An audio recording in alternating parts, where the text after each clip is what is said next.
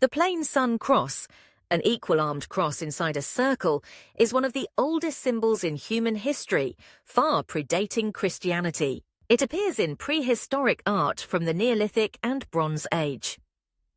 Roughly 5000 to 1000 BCE, across Europe, Asia, and beyond.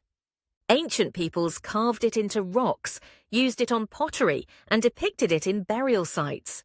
They saw it as a representation of the sun, its rays or spokes symbolizing the four directions, the four seasons, the cycle of life, or the wheel of the sun's chariot across the sky.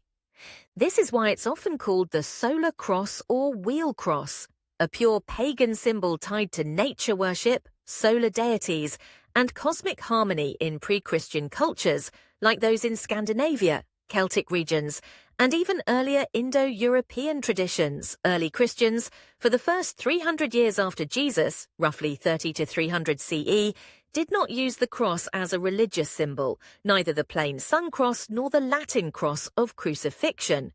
Archaeological evidence shows they preferred other emblems like the fish, ichthys, the anchor, the dove, or the good shepherd.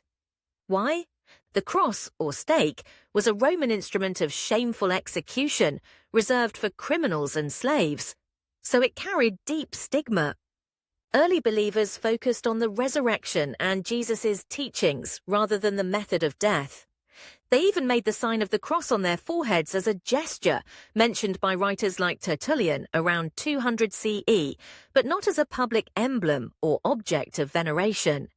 That changed dramatically in the 4th century with Emperor Constantine. In 312 CE, before the Battle of the Milvian Bridge, he reportedly saw a vision of a cross-like symbol, possibly the Chi-Rho, superimposed on the sun, with the words, "In this sign, conquer." He won the battle, converted to Christianity, and made it the official religion of the Roman Empire. To unify the empire and make conversion easier for pagans, the Church began incorporating familiar symbols.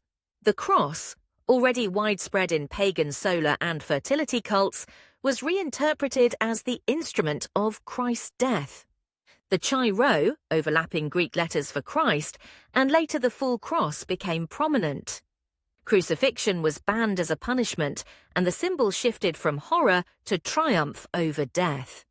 This adoption was part of a broader process called Syncretism, blending pagan traditions with Christianity to appeal to converts.